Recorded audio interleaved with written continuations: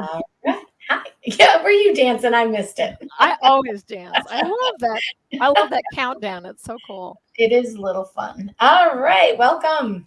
We are October 11th. I can't even believe it. Ah, And you this know what? year And you what? is And may I, flying. in a moment of personal privilege, Jennifer Bishop Jenkins here. Tomorrow, October 12th, is my 64th birthday when we will all break into the Beatles song, "Will You Still Need Me? Will You Still Feed Me?" when I'm 64. Is that the new theme? Is that your theme? That, well, For how that long year. have I been waiting in my life for that song to apply to me? Okay. All right. Yeah. Very good. Welcome to the Pet Pro Educators. I think tonight it is just Jennifer and myself, Dara Forleo, and we are live on 8 different platforms tonight.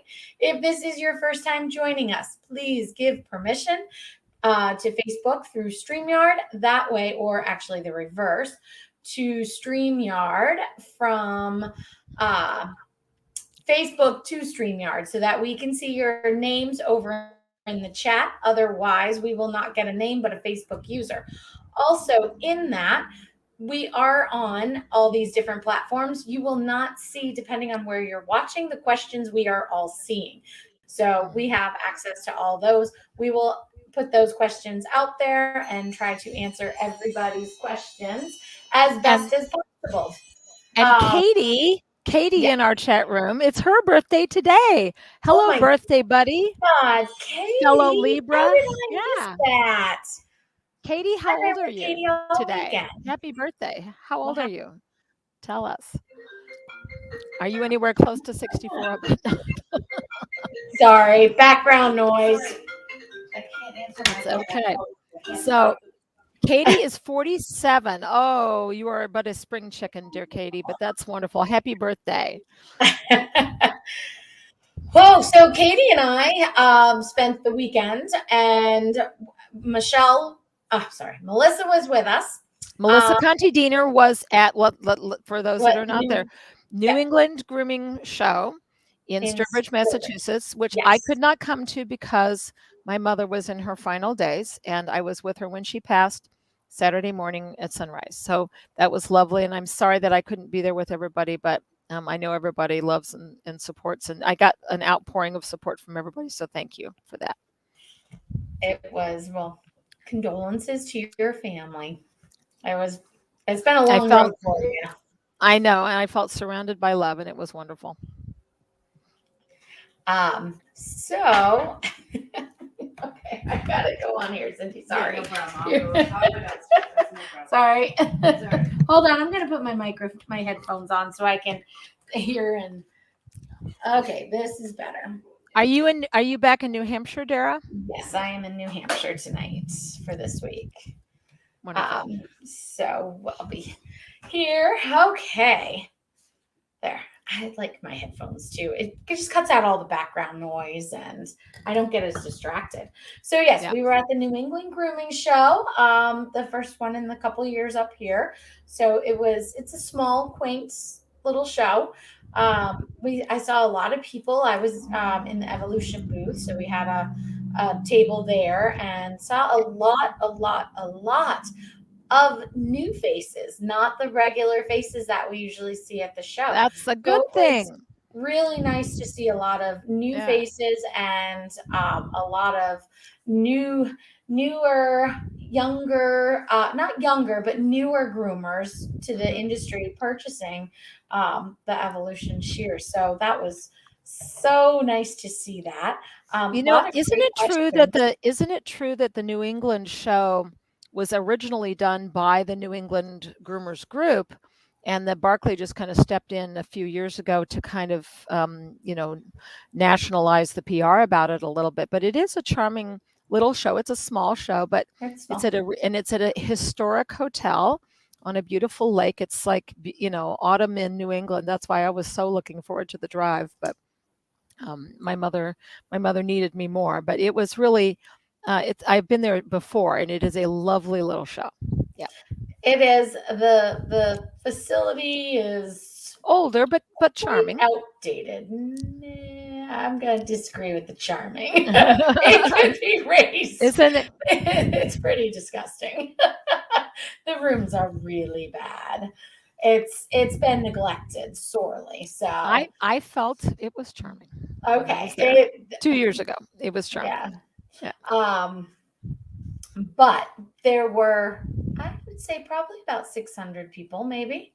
Oh, that's It good. was good. Yeah, it Yeah. was good. So, let's see. Melissa had her day-long program that went really well, And she did that and on massage. massage on Saturday. Yep, and Chrissy had some behavior classes on Sunday. So that was good. And I was supposed to present Friday night my combination coats, the complicated combination coats, where we talk about fur and hair coat types crossed and what that does, how we have to groom them differently, how we should price them differently, and what procedures and what tools and equipment are best for that. And fit that in kind of to my 15 coat types, which the poster was there on sale at your Evolution Cheers booth. Thank you. But instead, because I canceled because I was at my mother's side as she was passing, instead, Anne Francis stepped up and did a workshop. I don't know what it was about, but she stepped up and covered for me. Barclay was wonderful. They said, absolutely stay home and take care of your mom. And it turned out to be the timing was very important that I did stay home. And it was absolutely, apparently it all went, everybody pulled together and it went great. And so I don't know what Anne talked about, but I thanked her on Facebook for stepping up. And that's, and it sounds like you guys all had a lot of wonderful activity at your booth this weekend. Yeah, it was good. It was a good weekend. We had a great time. So yeah, now onward. We're on to a big show. I forgot how exhausting those shows are. I find them exhilarating. It's just, yeah, but if you're working in a booth and being on your feet and setting up and, and back doing and a forth booth from classes, it's exhausting. And then just, the people walking in have no idea what goes into setting up that show. Seeing it from the vendor's perspective and being on it in that way, and all the people it takes to get that up and going, and the work they put into every single vendor, it's like they've got to package everything up just perfectly to refit whatever doesn't sell and to ship it. You have to. Oh my gosh, it's a lot. You're right. Having a booth is a lot of work.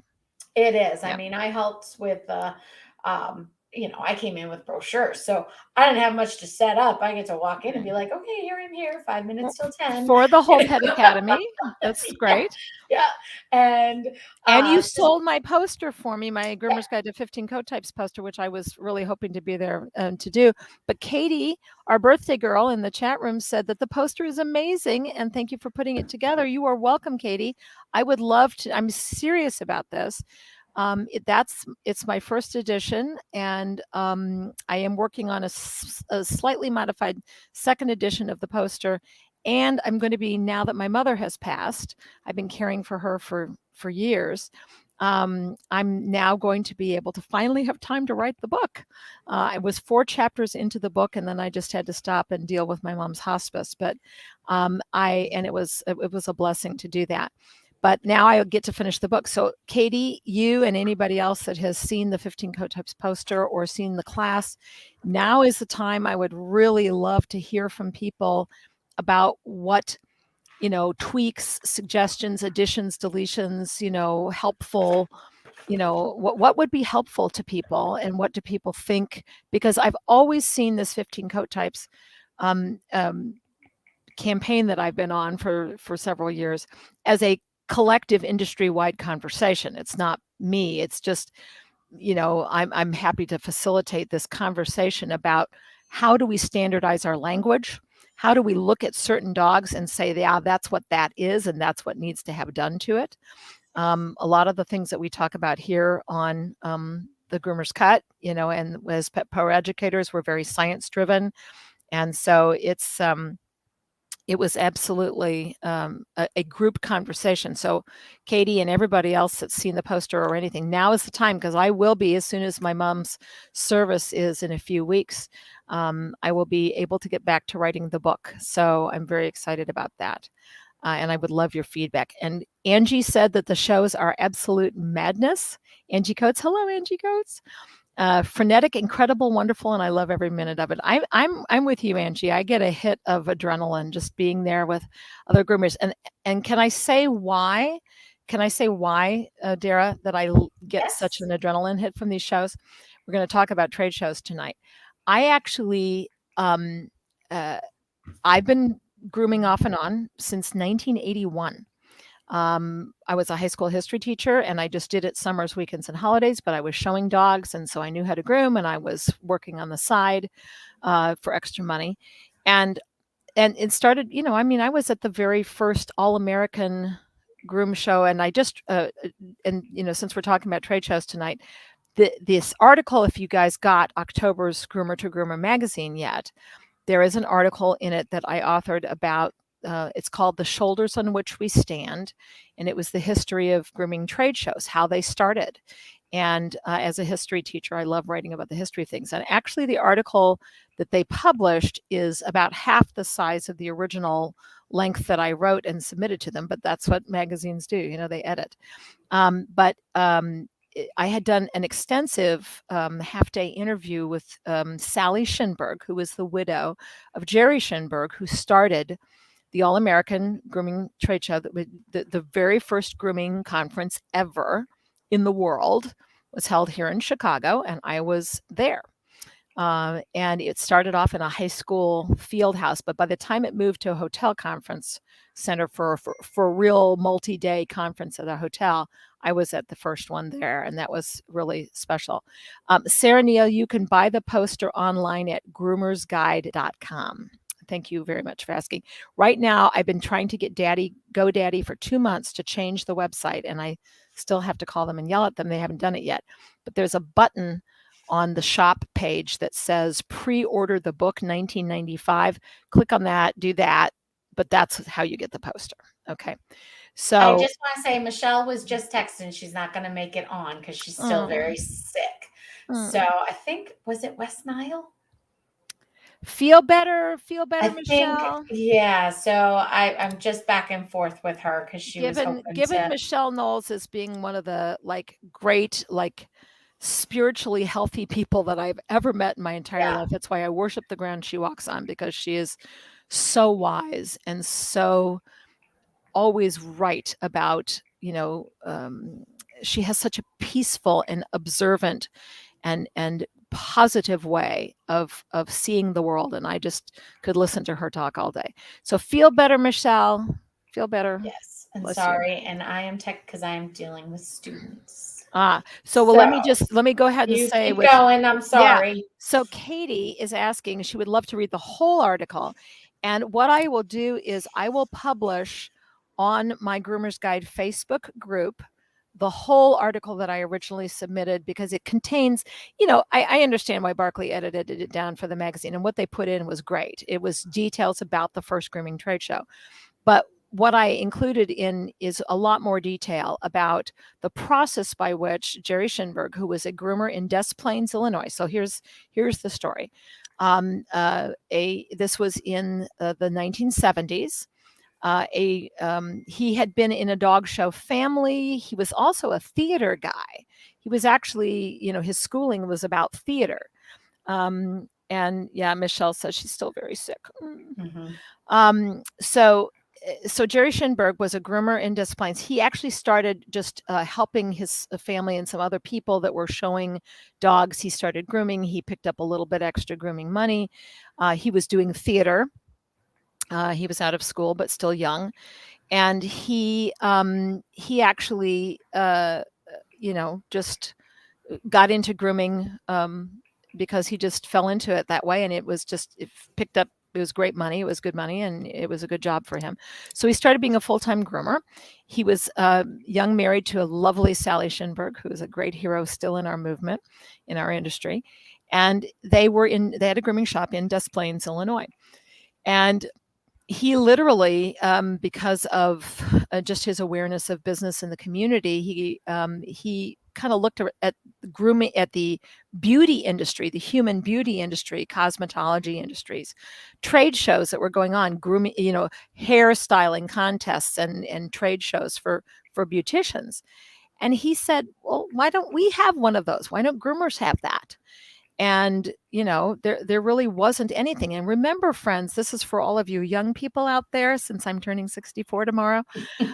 All you young people out there, there was no internet, there was no social media, there was no Facebook, there was no really any way to communicate with each other. Groomers were completely siloed. When I was taught to groom in the early 80s by dog show friends, and I picked it up for extra money, I never spoke to another groomer, never spoke to anybody except at a dog show. I never heard anything about what products people were using or what techniques.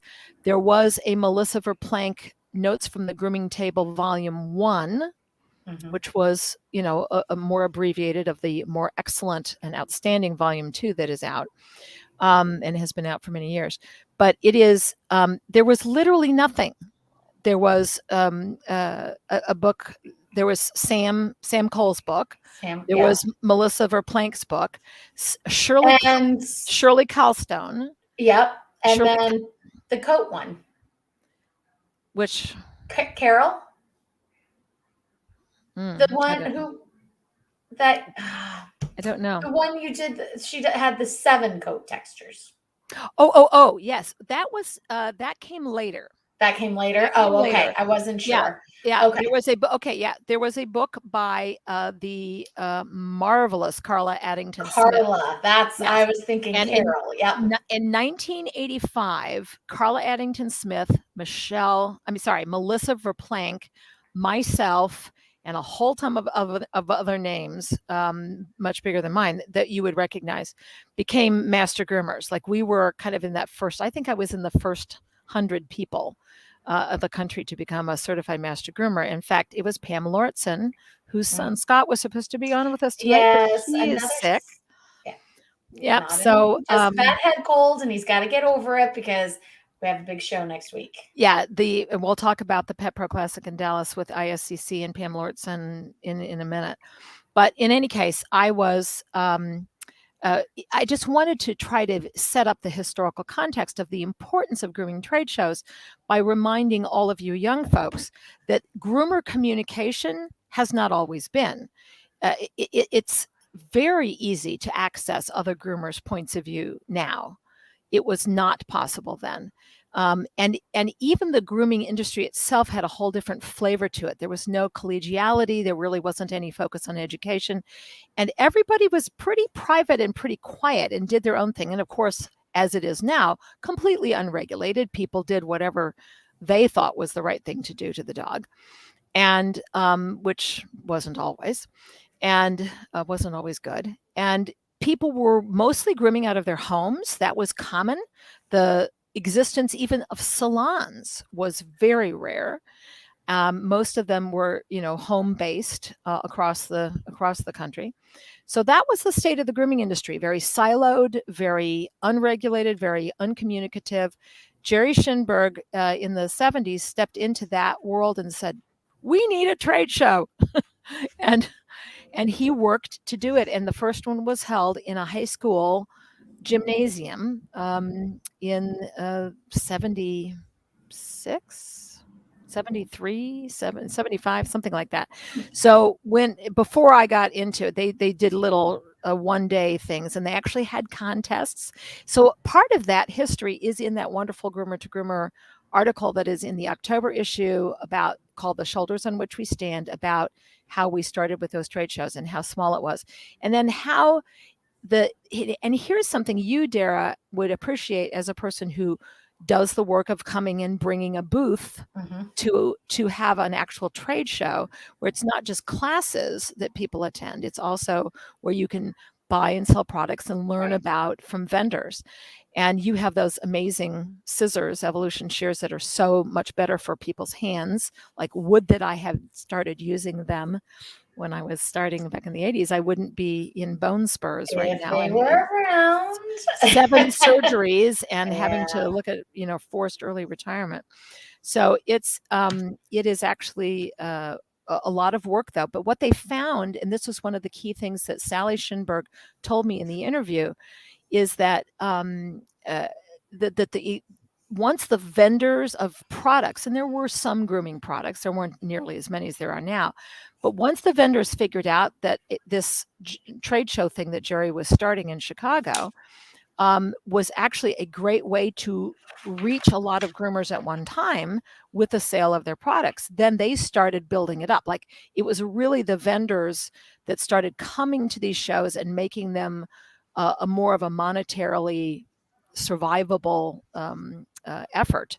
And that's what really kind of took off. I remember the very first one that was at the Sheraton Hotel. Once they moved into the Sheraton Hotel, I was at the first one that was in a hotel. It's like 1980, 81.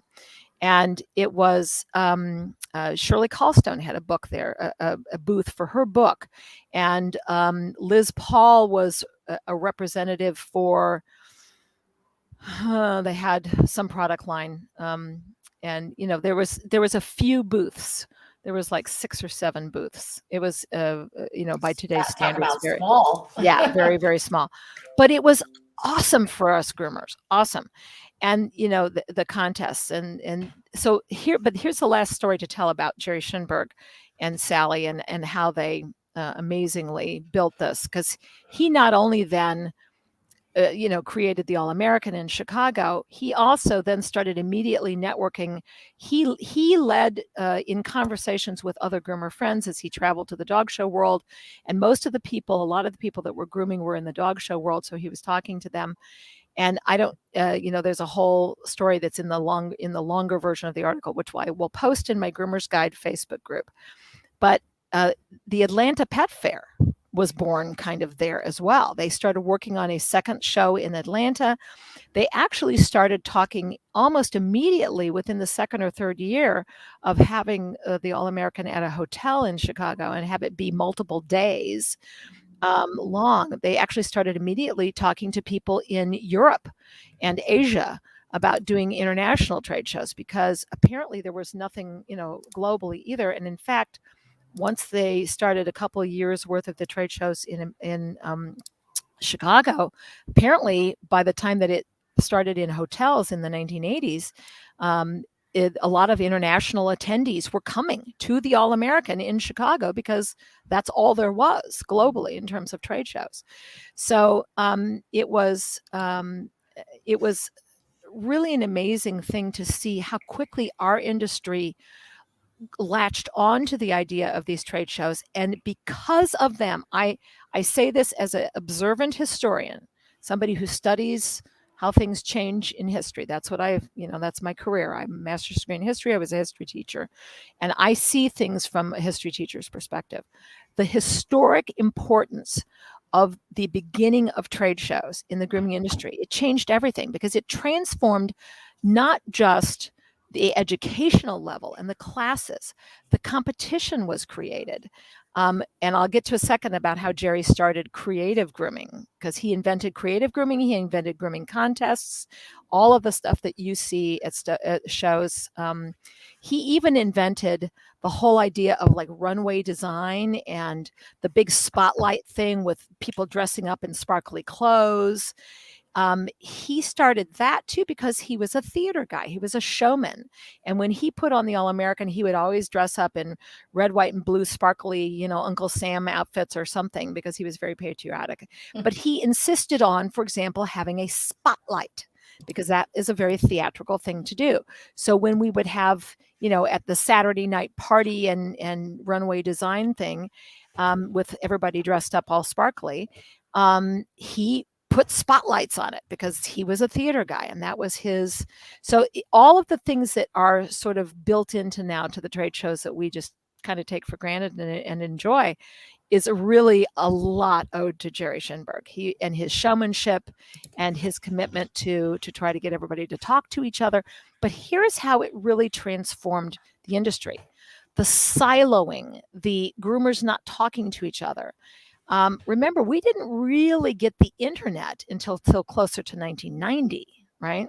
I mean, there was some internet in the late 80s, but it was only in the 70s and 80s, but it was only for computer What's geeky professionals, you know? Sorry, Jennifer. What's Yeah. his last name? Schinberg, SCHN. Schinberg, Jerry, Jerry. Schinberg, and his wife Sally, who is his widow, who has carried on the legacy, and she did most of the work at all these conferences. Anyway, Oh, so she's an see, that's amazing where I'm getting. So that, so they started. So Sally and Sally and Jerry Glenn. started it all. Okay, I didn't see. Mhm. I wasn't making that Yeah, connection. yeah. There was no grooming trade shows ever until Jerry Schinberg held I the All see him American here, here in Chicago. and then you Mhm. got to throw John Nash in there too. Actually, Jerry worked with John Nash very early on, and then as the trade shows started being done in other cities, and Atlanta was, I believe, one of the next ones that they did. And I know John Nash, absolutely, very pivotal role. I just found an older 2015 article from Groomer to Groomer about the industry forefathers, and it's Yeah. Jerry, Sally, and John Nash. Yep.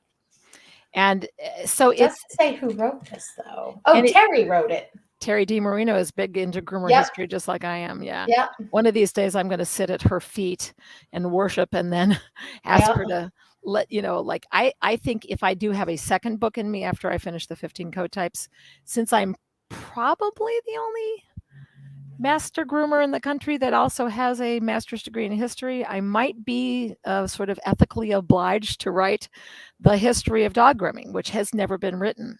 And I would love to write that book because it's actually fascinating. I mean, we have Roman archaeology of coins that date 100 years before Jesus lived that show a dog with a soldier on a coin, and it's got little puffballs of hair on its head.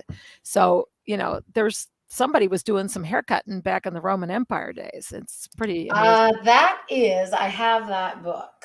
Yeah. I have a book at the shop that I do a small portion of that because you get into, they called them dog boys in like the 1400s. Well, the Kennel Boys. No, I actually revealed that when I started speaking about 5 years ago in the trade. I started putting out there that I have found the earliest pictures of actual groomers doing their craft, and that is actually, if you go to my Groomers Guide Facebook page, you'll see it. But it was a book that was hand manuscripted called it was written by Phoebus, and it was a hunting guide, how to take care of your hunting dogs. But it actually showed these kennel boys who were servants of the masters to take care of their hunting dogs. And it actually shows nails being trimmed and teeth being brushed and washed, them groomed, and they slept in the kennels with the dogs. Yep. So there's a lot of cool history. There is. It goes into how the dogs even became into royalty and how the poodles. Yeah, actually, I don't know. I think I wrote that. I think you're reading something I wrote. So that's it was in Terry's. No, it's in a book I have at the shop at the school. Okay. It's a whole chapter on it's like 40 pages of how dog grooming came to be. It's awesome. And it starts with the tools and how they used to get rid of lice, and that actually all the dogs were always shaved because of the lice and the pests. And that's kind of where the shaving thing started. Thank God we have better ways. The animals in the rooms because they were sleeping in their chambers with them. It's really interesting. I do a small course on that for the intro. That's so great that you are teaching your grooming students at the Whole Pet Academy. You're teaching them the background of their industry that they're going into. That's fascinating. Yep. So tell me now, in this, I'm just looking through this article. Lynn Carver. I'm just looking. So this is in Terry's, and Liz Paul were have extensive dog shows. They were, yes, they were Lynn probably owned a grooming school. Right. Oh, yes, that's right. That's right. and was one of the original board directors of Groom Team. Yes. Okay. And there is, and Liz Paul was one of the first really great, like, she was the Lindsay Dickon of her time or whatever. She was just the best groomer in the country. And unfortunately, she died very young in her 40s of cancer. But like she was the person that invented the trick. Have you ever seen this trick where you, like, if you're doing a poodle ankle, like if you've got a shaved poodle foot and then you've got the puffy leg on top of a shaved foot, right? And you've got the cuff where the hair meets the shaved foot, right? She was the one that developed that little trick that I teach, and it's really, really handy little trick. It really works. Where you comb everything down, you shave the foot, you comb the cuff down, squeeze it down, and then you take a 40 blade on your clipper and just inset where your hand is holding around the cuff, and then when you release it, it's an automatically beveled foot. It's really a nice little grooming trick. And that was one of the first things that I remember that Liz Paul was teaching. And I was like, wow, that's cool. I can do that, because I was showing poodles. So that was a really great thing. But in essence, then the advent of the internet, of course, made it all go really, really big, and more shows kept getting added every year. And of course, Barkley originally, the history with Barkley was originally just Todd's mom, Gwen Shelley, and Sally Liddick, and they were a business that they did this. They were groomers, and they did this little groomer newsletter because of that lack of industry communication that I was referring to, that sense of isolation that all groomers were operating under back in those days. No social media, no trade shows, no nothing. And so they invented the groomogram, which was just a paper newsletter that you could subscribe to, and it was lovely, and it got better and better over time. And pretty soon, they actually started publishing like cards and other things that you could get, like appointment card reminders and things like that, because we didn't have emails, we didn't have texting, we didn't have social media. Yeah. So they had the shaving one and the yeah, like the signing off if you're going to shave down your dog. Yeah. So Sally Liddick and Gwen Shelley, obviously, again, talking about the shoulders on which we stand, they formed the company Barkley just because they were just publishing these little newsletters, but no computers even to do this on. And then they got going, that became Barkley. That Barkley started taking more the role of the magazine, publishing Groomer to Groomer magazine, then holding the trade shows and so on. So, and when Jerry Shinberg continued to own and run the All American Grooming Show until just about, I'm going to say 5 years ago, when he got cancer and died after a long and amazing life. And Barkley, he arranged the last year of his life to transition the All American to the care and keeping of the wonderful folks at Barkley. So it was it's been an amazing thing, and Barkley has taken many of Jerry's creative grooming contests. Jerry Shinberg invented it. Literally, he said, just doing these breed standard cuts, it's all nice, it's all pretty, but we need something a little more showy and a little more interesting, a little more creative. And so he, at the very first grooming trade show that he held at when he started putting this on, he said, come in with something creative. And at the most, Sally Shinberg told me that the very first creative contests were basically like just shaving in weird patterns. Like they would put Romaine Michel, who is a famous and my age older, but she still looks fabulous, master groomer in Chicago, who I remember she carved a lion head in the side of a chow. And I remember, who was it? Dawn Omboy? Who did I say in the article? Who was the person that did the first pink pony? Actually, I have to talk amongst yourselves. I have to look this up. I don't want to get the name. I don't want to get. I'm looking through pictures and trying to find, and I can't post any of them. I'm just kind of doing Google searches looking. I have There's to find this, I have to find this, the name of the person who did the first, and I will never forget this groom, because color on a dog, they didn't have dog grooming safe colors in those days. They used human hair color, and it was all permanent, and it was all, there was some people saying, is this bad for them or whatever? But let me look up who it was with the pink pony that pink was, pony. that was the one that struck me. It was just, and they only had one color. Like, they didn't do multiple colored things all over the dog. I saw somebody do a dragon once where they put sparkles on these little things with hairspray coming off the top of the body, but they were always one color because um, they were, they just didn't, it was the very beginning of the technology, very, very early on. Angie said used Kool-Aid back in the late Did 80s. they? Is that true? Cool. You mean like powdered Kool-Aid and you just rub it in the coat and then It must. that's kind of cool because that would then wash right out, right? Yeah. So And maybe wouldn't have been as bright. right. So I'm going to look up the name of the person that was like the winner of the first color created, the first because she's still around, and I just want to make sure I get this right. Angie said mix it up with a little bit of water. Really? And Kool-Aid was all the colors of the rainbow. But I also know they were using human hair color because I remember asking them about that. Okay, I found it. Here it is. The shoulders on which we stand, the history of the All-American Groom Show. I don't know if you can see. No, you can't see. It's kind of But bright, anyway, yeah. Anyway. So it says here that, so in 1974, that's when it became a 2-day. The first show was in 73 in a high school field house, and then in 74 it became a 2-day show.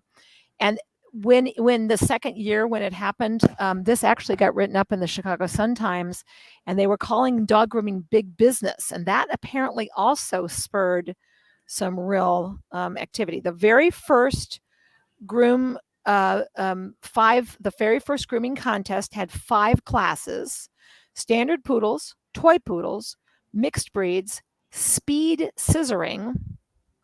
That's an interesting competition. And terriers. And then creative grooming came the next year when Jerry was really just trying to be theatrical and creative. And color and costumes did not come right away. That was later. So it was more the design. It was Don Amboy. Don Amboy was apparently one of the first people to put actual color on them. Mostly it was abstract designs. But I do remember Romaine Michel's carving a lion into the side of a chow chow. So which would be very frowned upon on today. Yeah, no, absolutely. But isn't that interesting how that all evolved? Just one groomer with a vision. I apologize for my noisy background here. So it reminds me, especially since tomorrow's my birthday and I'm an old 64, it reminds me how relatively young our industry is in terms of us talking to each other and having education together, how far we have come in 40 years. It's phenomenal, really. It's dramatic. So trade shows. You want to talk about Dallas? You want to tell them about? Sure. Angie, what's with the yellow? Why didn't it come out? Makes you kind of question what was in that yellow. Oh, good question. It wouldn't come out. So maybe it would just kind of absorb. I mean, hair is very porous, and I could see it absorbing. I mean, you got to use light colored and just don't put that yellow in the wrong spots. Yeah. It was Angie when you used yellow and it wouldn't come out. Was that human hair color, like blonde hair color? I think that was Kool-Aid. And thank you for the happy almost birthday. It looked like pee on the dog. Oh my God. Yeah, that's what I was saying. You didn't want to put it in the wrong spot. That's great. So lemonade. Lemonade. Lemonade. So powdered lemonade. You Is know, that, isn't the it exciting that some Kool-Aid of these lemonade? pioneers Okay. are still with us? I mean, Sally Shinberg is still with us, even though we lost Jerry and we lost Liz Paul. But, Romaine Michelle is still with us. Don Owenboy is still with us. Gwen Shelley is still with us. We still have these giant shoulders on which we stand. And look how many groomers are talking to each other and going to classes together. And I will say, and this is my last historian observation on the subject of trade shows, but the number one change that I have personally seen from 40 years of stepping in and out. I wasn't a full-time groomer until 7 years ago, so it was just me stepping in and out of the industry while I was full-time teaching. And I really, the biggest sea change that I saw, and this is a good one, this is something to feel really good about. And Dara, you exemplify that for me. You're the one that came to me, in February at the Pasadena show a couple of years ago and said, we're doing this wonderful education thing, and would you come on board? And I was so thrilled. It's that collaboration and that congeniality, that professional exchange of learning and teaching, and talking to each other and not being siloed and secretive. I remember Sally Shinberg saying in the interview that groomers used to be secretive because they felt everything was a competition and they didn't want anybody else to know their secrets. And there was no books, there was no regulation, there was very little in the way of schools or anything like that. So, and certainly no trade shows, no internet. So it was really very secretive. She said that people were very secretive. And now I just feel like we're so much more collaborative. So for me, 40 plus years of being, dabbling in the grooming industry and now full time in it, that's the best part, is that we're so much more collaborative now. We're so much more mutually interested in education. And especially because of the pandemic, there are so many more dogs and there's not enough groomers to go around for the number of dogs there are that need to be groomed. That is a sea change, a historical sea change happening right now before our very eyes. It's also going to change that sense of competitiveness versus collaboration, because there's no reason to be competitive now. There's more dogs than any of us can do. Mhm. And everybody's got waiting lists and everybody is booked out and everybody, is trying to hire and everybody is trying to train people. And so we're at a whole different place now. Collaboration, mutual education, professional education, that is what it's all about. I heard once on a Pet Age magazine that there's only like maybe 120 some thousand groomers in the whole It United was States. last year. They had put out some statistics, and it was roughly just about 170,000 nationwide. 170,000 groomers nationwide. Okay. Mhm. And and this is a fact, there are like 350 million dogs. So do the math, there is no competition, ladies and gentlemen. There's Yeah. none. There's no competition in our industry. You never need to be secretive or competitive with any other groomer because Well, there if is you way more dogs than there are people to groom them. So, if you look like in the hair industry too, I mean, mhm, there's hair salons everywhere. People are going to find places that they like. mhm, People are going to I go to a hairdresser because I like the atmosphere. I like the way I feel when I walk in. I like how I'm treated, and I like the price point, or the way the salon smell. So mhm, people are going to seek out what works for them. yeah, And whether it's Sally down the road or Susie up the street, or it mhm, doesn't matter. People are going to leave. It's how they leave or whether they come back, and being able yeah, to track that and keep that momentum. And sometimes, if you have a good relationship with groomers, I know we do it here, is are pick up the phone and call. Are you accepting new clients? yeah, I can't right now, but I don't know where to tell people to go. Are you taking them? Are you accepting yeah. them? Do you do small dogs? Do you specialize in something? Give people what they want. I have made sure that I've been able to refer people. I do have a waiting list and I'll put people on it that ask to be put on it, but it's 6 pages long. It is actually moving. I have had like a dozen or more dogs that have passed away of old age in the last few weeks. It's been kind of a crazy swath of that. It's been heartbreaking, but we have been able to pull people in off our waiting list. But we have two groomers, one of which is the only other master groomer on the North Shore here, April Perry's Animal Artistry, that's still taking new clients that I can refer to, and my daughter, who I taught to groom, Amanda Jenkins, who works at the Bark Bark Club in Chicago, they are still taking new clients because they're a much bigger place. So it is a new era. This is a wonderful change, all for the better. This collaboration. Um, what are you still taking? That's a good question, Angie. You Yeah. have to ask the salons near you because Well, that's we true. are Some taking might new be taking clients at my small salon, but dogs. only if they weigh less than 25 pounds. Yeah. I'm not taking any more big dogs because we have a ton of big dogs.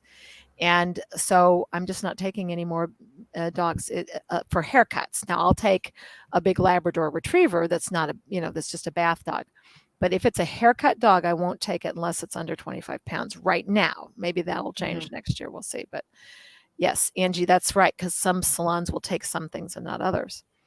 I get a whole ton of business just because I hand strip. I get a ton of business because I hand strip. Everybody should hand strip. And it's easy. It's no harder to do than clippering.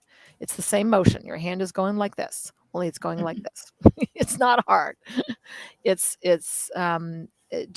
take a couple of classes. Scott Wasserman's got a wonderful new book, MrTerrier.com, and you got a whole ton of amazing hand strip classes that are available at every trade show. Go take one. Do some hands-on. Actually, put your hands on the coat. That's a huge way to get a more high end. Like I charge an extra $5 to $10 depending on the size of the dog.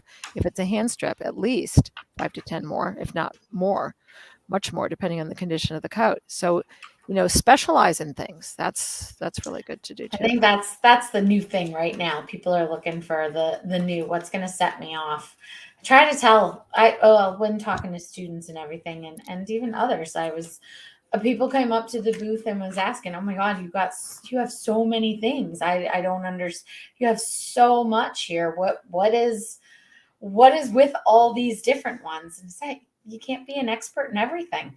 Right. You just you have to pick something and stick with it. And that's why I think there are people who are superior at poodles, people who are superior at hand stripping. Everybody has their niche, and you sell your niche. Yeah. And let others do what they're best at. Like I wouldn't put color on a dog if my life depended on it because it would look awful, I'm sure, because I don't know what I'm doing. I don't color. So I would automatically send, them to April Perry down the street from me who does beautiful color work. So, yes, I think that when we all start collaborating that way. Trained in doing it yet, and you just go out and order stuff and try it yourself, you have the possibility of hurting the animal. Yeah. Because you don't know what you're doing. So again, everyone should hand strip, but not everybody can.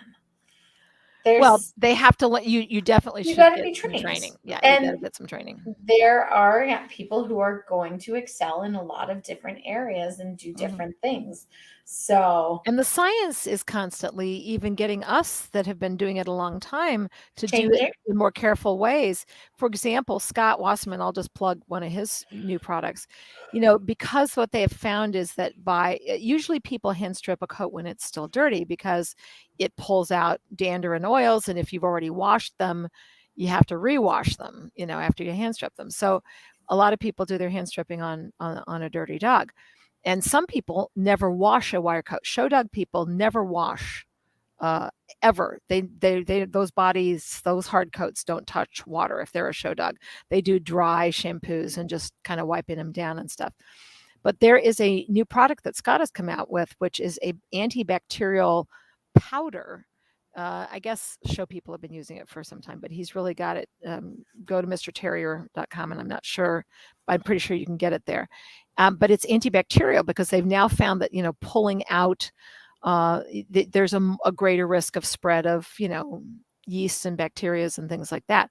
So this powder actually suppresses any germ spreading that can happen, in addition to making the hand stripping easier. So these are all just, minor examples of how products have just gotten better and better. I would cite oh, good. Angela bought some of the powder at the All American and love it. I know, I bought it too, Angela. That's and I have used it on hand stripping. It makes the hair easier to pull, and it's an antibacterial right there in the process. So it's really, I agree, it's a great new product. And I think it's probably a variation of something show dog people like Scott have been doing for years.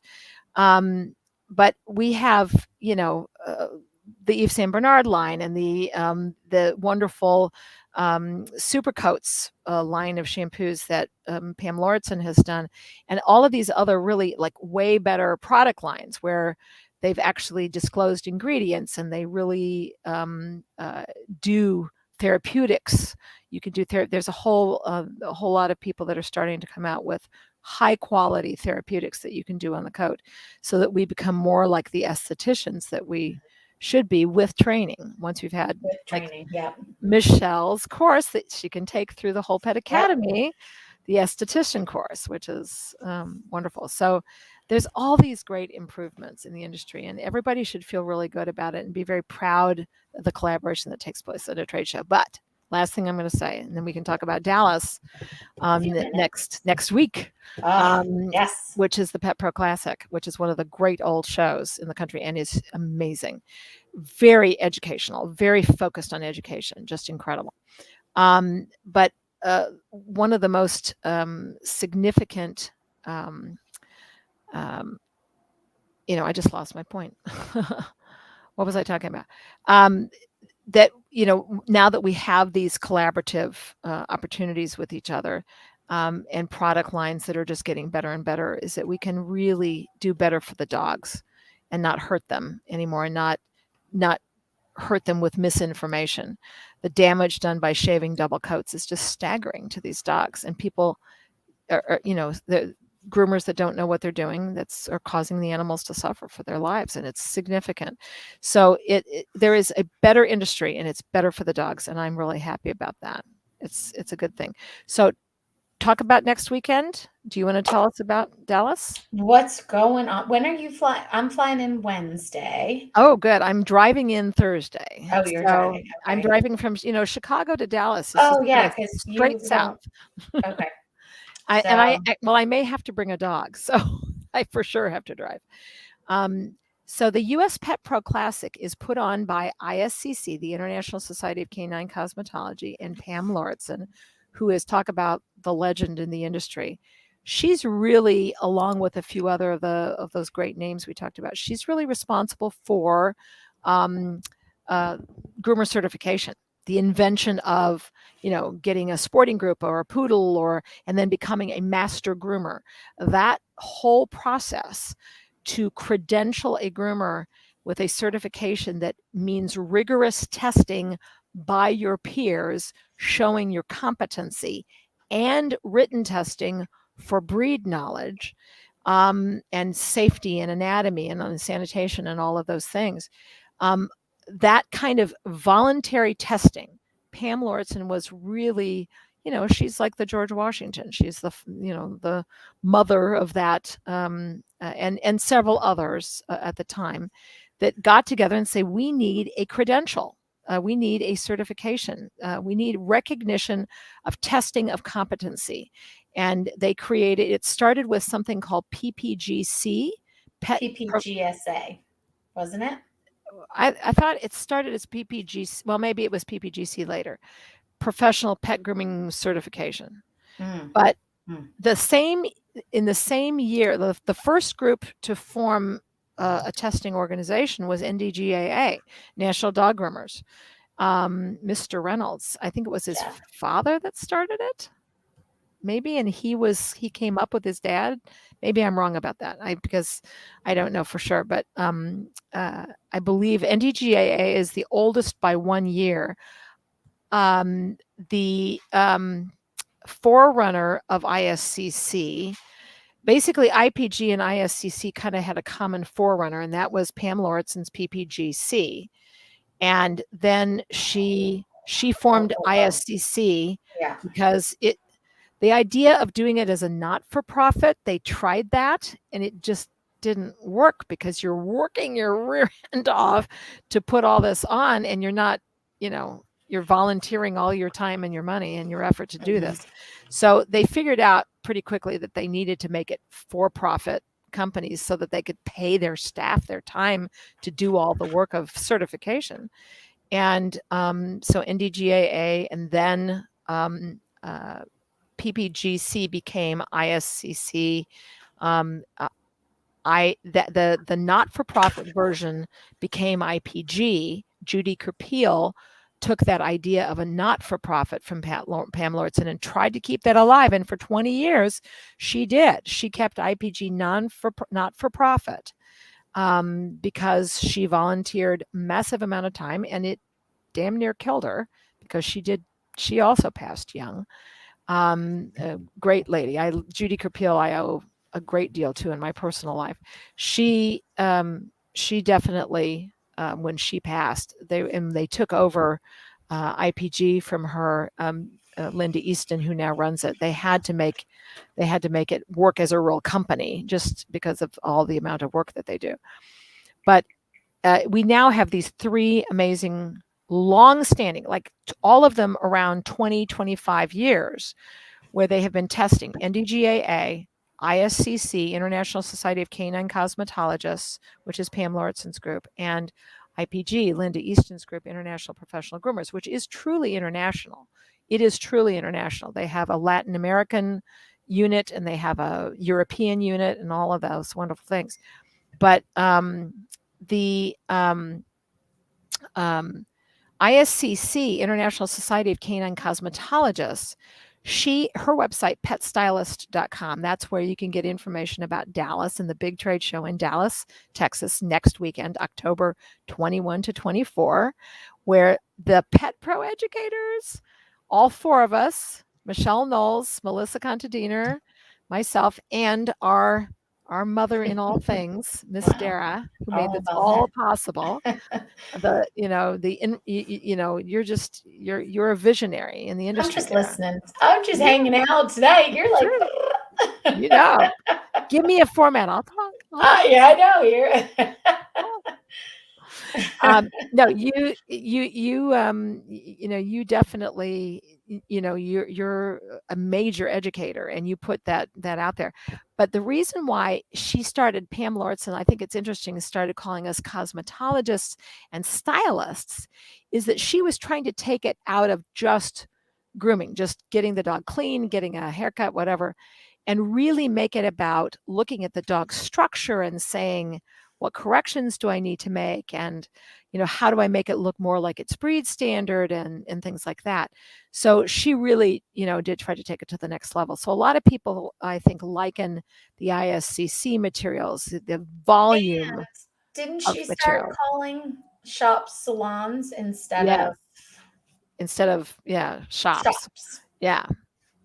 So many things. Yeah. So anyway, I don't know how long the U.S. Pet Pro Classic in Dallas, run by Pam Lortzen, has been going on, but it's got to be at least 20 years, right? Well, I'll go on the website. See if you can find out. But October 21 to 24 in Dallas, Texas, and I think it's not a Barkley show; it's a ISCC show. Yeah, but they are Groom Team sanctioned.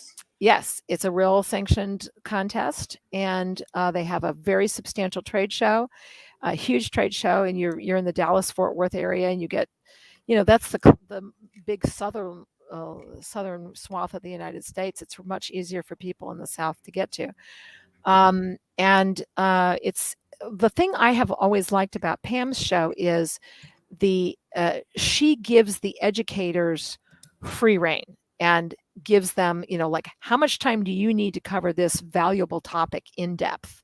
She doesn't make them fit into a mold. She learns what the education is about, and she is truly an educator, and the depth of the expertise and the detail of the learning is more in depth in her classes than I've seen anywhere, because she gives it the time and the space to do it, and she gives everybody the free rein to go and take it to the next level. So I love the Pet Pro Classic. It's wonderful.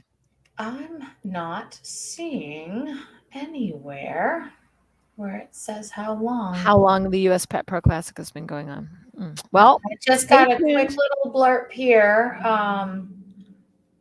We will But as when we soon as do get Scott Scott comes Lawrence, on, yeah. yeah, yeah, he can talk about. Pam's son Scott is now running a lot of the company, and they do have that wonderful line of, Pam has developed this really neat system for how you evaluate what a coat needs. Step one, if it's this, you go this way. If it's this, you go this way. And she gives you all of these steps. Really neat poster that she made. She kind of inspired me to create my 15 coat types poster. So where she helps you take your whatever level of grooming expertise you're at and be able to make some decisions about what the coat needs. It's good. We are at an hour. Yay. I talked for a whole hour. You did. I didn't get like 3 words in. Obviously. I'm sorry. That's I'm okay. sorry. I've been talking all weekend. My throat needed the break. So I'll plug How's that? then. I will plug what you are going to be leading. I'm going to be doing a 4-hour version of the 15 coat types. Thank you, Pam. Yes, I'm you were also going to doing be that doing Friday. I'm going to be doing it. I think it's on Saturday morning actually. And I'm Uh, doing a demo of do Australian Saturday. Shepherds and a poodle because those are the 2 breeds I show. I'm actually going I to got it do right here. I'm looking. groom All right. demos. But the thing I'm most excited about that we're going to finally have a booth with all 4 of us, Michelle Knowles, Melissa Contadina, Dara, and myself. It'll be the first time that all 4 of us will be physically together in one In place. one place. And we're going to have, it is not, Angela, if you're asking if the Pet Pro Classic is online, it is not. It is in person only. I don't know if she does any live streaming from the show. You would have to go to petstylist.com. I did talk to Scott about that. So Are they doing any live streaming? we might be. We might Oh, be. that would be cool. So, because Yeah. what we're going to finish We're the gonna show try, with on so. Sunday, the last event of the show on Sunday, October 24th in Dallas, is going to be a panel with us, Yeah. the 4 of us, and Pam, talking about the future of the grooming industry, which Yep. I think is going to be fascinating. Yes. Wow. I'm trying to find your demos. I don't see your demos down. Well, they had me down as a Springer and a Poodle, but I made them change it because it was a mistake. I had booked Australian Shepherd because those are the 2 breeds I show right now, and I want to do the breeds that I can speak Okay. to with some breed standard expertise. They must I've never be. I showed wonder Springer. if it's in a class. Is it in I a can class? groom a Springer, but I don't show them. I haven't shown them. So Angela, come next year. She said she's sorry she's going to It's a miss it. great show. So Melissa's got a 4-part series for the quintessential feline. That is her It's gonna be jam. awesome. And The I great- think it's one of the first times that they've had such a hardcore feline class Yes. at the classic. Yes. 4 hours of cat And expertise. yes. So I also get to do, I didn't even know. I'm just looking at it going. You're doing your business workshop, aren't you? I got a 4-hour leadership. Yep. Awesome. Summit, which is also a certificate class. And it's not too late for people to sign up, and they can still take your class in Dallas, October 21 to 24, petstylist.com. If you are a business owner, you should take Dara's class. It's going to be amazing. Yes, Katie's coming with me.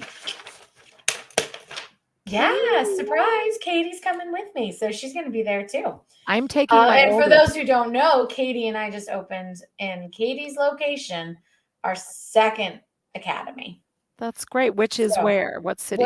That's in Wilton, right outside of Milford, New Hampshire, southern region, headed out back towards the Monadnock region where we started. That's awesome. So congratulations, Katie. Yes. Will I come to Indiana, Angela? Yes. I live a 1-hour drive from Indiana. So invite me. And Michelle has an anesthesia. Yeah, listen to me. That's bad. Esthetician. Esthetician.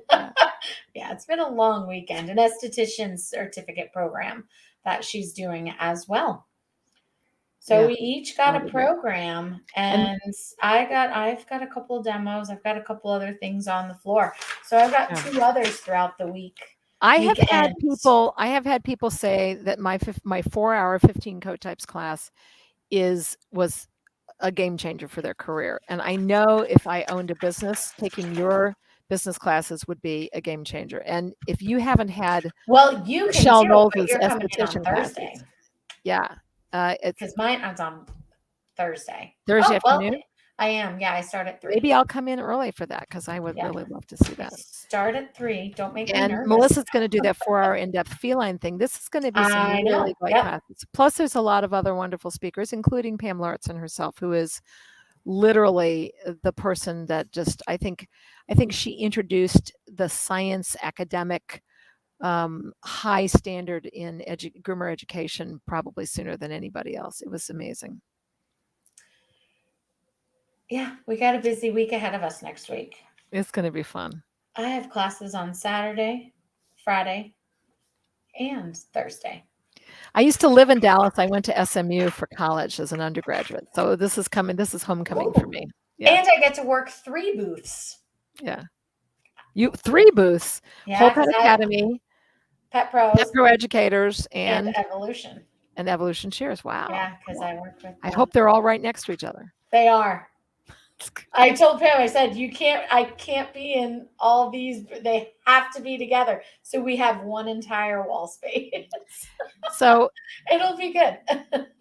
And Angela, if you want to get hold of Dara or me or Melissa or Michelle, the Pet Pro Educators on Facebook. Educators or the Whole Pet Grooming Academy. The Whole Pet Grooming Academy. You have your own Facebook group. Mine is Groomer's Guide. You can reach me, and my Groomer's group is Groomer's Guide on Facebook. So yeah. All right. I'm going to bed, Jennifer. Yeah. Awesome. You worked very hard this weekend in Sturbridge, Massachusetts. Bless you. Dear. We played hard too at night. So I wanted to be there so badly. Yeah, we played. I was with my forgot mom. how much fun I have with the great. Team Evolution. Talking about Team Evolution. Maybe we're talking about the evolution of the industry. You should talk about why the scissor design of the Evolution shears, the swivel thumb, is so important one day. Oh, I do. Okay. I do all. But do it. And I do, and Mindy Dinwiddie does, and Chris Anthony. That's all we do is the 7 surgeries I've had on my hands in the last 15 years might not have needed to have happened if I discovered them sooner. So they are fantastic. So, all right, we're gonna wrap this up, and I'm gonna go to bed. And I will see you next Monday. Next Monday night. Yeah. Will we have Scott maybe next Monday night? I don't think so, because I think he's gonna be traveling, getting ready for the show. So he said after that he'll come on after, because we'll just have to go back to it. So we'll come up with something. I'm kind of keeping it light the next couple days next week. Let's see, maybe I'll find somebody to come on. Who else is coming on? Maybe Angie will want to come on next week. We haven't had Angie on. Love that. Angie out there in our chat land would want to come on and do some talking too. Because she came on and did some with us earlier on her self-defense. Because she's got a fantastic self-defense course, ladies. Yeah, but absolutely, all good. She said, "There we go." Yay! Okay, all right. Angie, we're going to pull you on next week. Thank you, Dara, for even in your exhaustion post-show putting this on. And love to you, Michelle. Get better. And can't wait to see us all 4 together, Melissa and Michelle, and all of us together in Dallas next weekend. Thanks for picking up my slack tonight. Give me a microphone. Right. I am excited about the learning and the changes that have taken place. I do get very excited about that. Yes. All right. I'm going to play our exit strategy, and we'll see you guys next week.